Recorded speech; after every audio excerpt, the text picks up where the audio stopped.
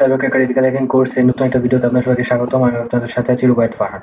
তাহলে আজকের ভিডিও অনেক ইন্টারেস্টিং একটা টপিক নিয়ে হতে যাচ্ছে। তাহলে আজ আগের কিছু ভিডিওতে আমি আপনাদের HTML এর রিকোয়েস্ট এবং রেসপন্স যে ভিডিওটা ছিল ওইখানে মতো বলেছিলাম যে আমরা যখন কোনো ওয়েবসাইটে প্রবেশ করি ওইখানে রিকোয়েস্ট পাঠাই, তখন আমাদের যে পার্সোনাল কিছু ইনফরমেশন, পার্সোনাল বলতে ধরেন আমাদের কম্পিউটারের ইনফরমেশন, যেমন কম্পিউটারটা কত উইন্ডোজের, এটা কত বিটের কম্পিউটার, তাছাড়া আমরা কোন ব্রাউজার ইউজ করছি, ওটার ভার্সন কত, সেগুলো কিন্তু আমাদের ওই ওয়েবসাইটে বা যেখানে আমরা প্রবেশ করি সেখানে লিক হয়ে যায়।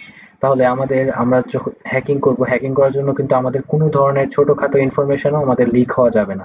লিক হলেই আমাদের প্রবলেম হবে। তাই আমাদের কিন্তু এইসব ছোটখাটো বিষয় নিয়েও সাবধান থাকতে হবে। আর আজকে আমি মূলত দেখাবো যে কিভাবে আপনারা আপনাদের যে ছোট ইনফরমেশনটা আছে এটাকে কিভাবে হাইড করতে পারেন।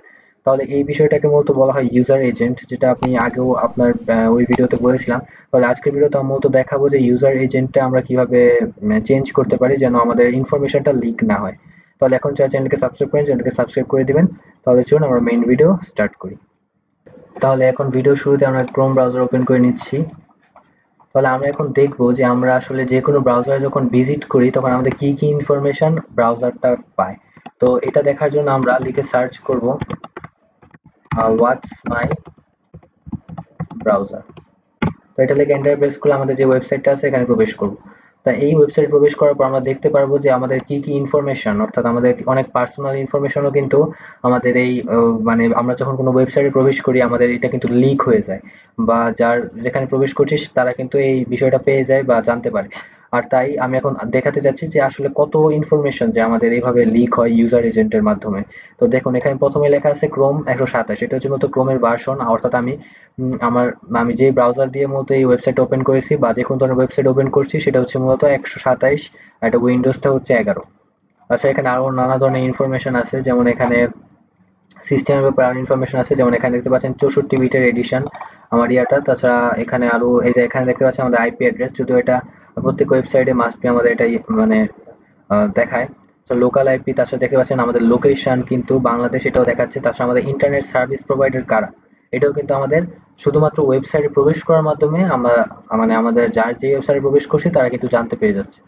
তাছাড়া এর মাধ্যমে আমাদের কম্পিউটার স্ক্রিন কতটুকু দেখতে পাচ্ছেন, 1536 824 পিক্সেল 24 বিট, এটাও কিন্তু তারা দেখতে পাচ্ছে। তাছাড়া ব্রাউজার উইন্ডো সাইজ কত এটা দেখতে পাচ্ছে। তাছাড়া ট্র্যাক সেটিং, এটা মনে হয় এখানে সাপোর্টেড না। আচ্ছা, আমি টর্বাল ইউজ করছি না, এগুলো দেখতে পাচ্ছে। তাহলে আমি যদি আরো নিচে যাই তাহলে এখানে দেখতে পাবেন সমস্ত ইনফরমেশন আমার কম্পিউটারে, যেটা মূলত আমাদের যেই কোনো ওয়েবসাইটে আমরা প্রবেশ করলে যে ইনফরমেশন গুলো তারা জানতে পারে। যেমন তারা কি কি জানতে পারে, যেমন তারা জানতে পারে যে সফটওয়্যারটাই ওয়েব ব্রাউজার, যেমন ব্রাউজার দিয়ে আমি মূলত ওয়েবসাইটটা ওপেন করছি।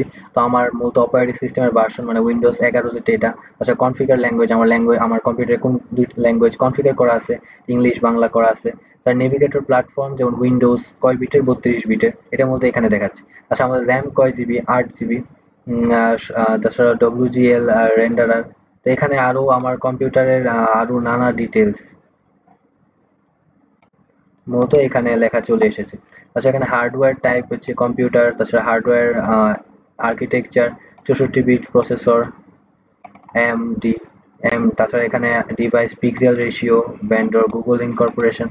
তাছাড়া এখানে যদি ব্রাউজারের ফুল ভার্সন দেখি তাহলে এখানে ফুল ভার্সন দেওয়া আছে। তাছাড়া লিঙ্ক দেখতেই পাচ্ছেন যে আমাদের কিন্তু এখানে নো অফ লজিক্যাল কোর, আমাদের কোর সংখ্যা কয়টা এটাও কিন্তু এখানে দেওয়া আছে। তাহলে এখানে দেখতে পাচ্ছেন আমাদের মতো অনেক ইনফরমেশনই কিন্তু আমাদের এই ইয়ার মাধ্যমে লিক হয়ে গেছে। তো এখন আমরা যখন কোনো হ্যাকিং করব বা এরকম কিছু করব তখন কিন্তু আমাদের এই ছোট ছোট ইনফরমেশনও অনেক ইম্পর্টেন্ট বিবেচিত হবে। তাই আমাদের এই ছোট ছোট ইনফরমেশনও আমরা লিক করা যাবে না। তাই এখন আমাদের কিছু ব্যবস্থা নিতে হবে যেন ইনফরমেশনটা লিক না হয়। তাহলে এখন আমাদের কি করতে হবে, করা উচিত কি যেন আমরা এই ইনফরমেশনগুলো হাইড করতে পারি, এটা করা। তাহলে আমরা এখন নতুন ট্যাব ওপেন করে নিচ্ছি। ট্যাবে আমরা লিখে সার্চ করব ওয়েব স্টোর। তো ওয়েব স্টোর এক্সটেনশনে চলে যাব। এখন লিখে আমরা এখানে সার্চ করব র্যান্ডম ইউজার এজেন্ট। প্রথম যেটা আছে র্যান্ডম ইউজার এজেন্ট সুইচার, এটা মতো আমি ইউজ করি। তাছাড়া নানা ধরনের এরকম রয়েছে, সেগুলো আপনারা একটা ব্যবহার করতে পারেন, তো এটা বেস্ট। তো এখন আমি অ্যাড টু ক্রোমে দিয়ে দিব অ্যাড এক্সটেনশন। এই এক্সটেনশন দ্বারা আমরা সহজে আমাদের এই ইনফরমেশনটা আমরা হাইড করে দেবো। তো আমাদের দেখেন এটা আমাদের চালু হয়ে গেছে। তো এখন আমরা কি করব, এটা ইউজ করা অনেক সহজ।